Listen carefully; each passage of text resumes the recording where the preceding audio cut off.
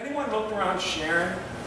You know, my office is down here, just across the way in the Chamber of Commerce. I've been down here for 18 years. When I moved down here, I pulled into the parking lot, there'd be 5 cars. You know, about 5 years ago, I was having trouble getting a parking spot. Today, you know, if I come in here past 7:45, I can't find a parking spot. Yesterday, I looked out.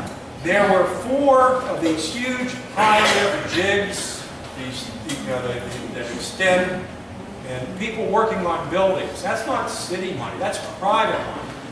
The buildings were being painted, repointed, restored. Look down State Street. You know, 3 years ago, this time, you wouldn't be able to see your feet walking down State Street. Now, it's lit up like an airport runway, and these buildings are full. And you know why that is? Because we have a professional city manager. We nearly lost the grant.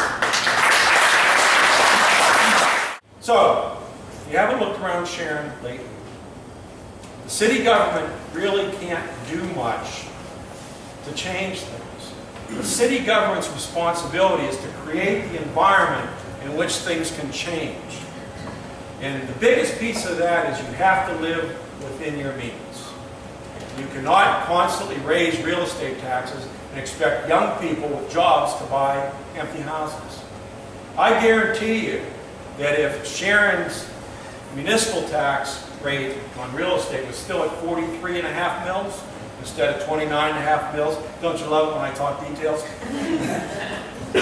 You wouldn't have Elwood Forge investing $60 million in the world's largest press, a 50-year investment up here. You wouldn't have a company from Canada moving into Sharon. Now people say, well, you know, that doesn't do anything for you. Well, yeah, it does. What it does is it stabilizes the community. It stabilizes the tax base. Instead of going down in a spiral like going down the bathtub, our tax base is now stable. These places are coming.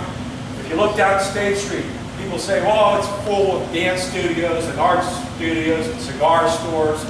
You know, what good does that do me? Well, what it does for you is these places aren't going downhill and going into tax lien territory and not paying their taxes.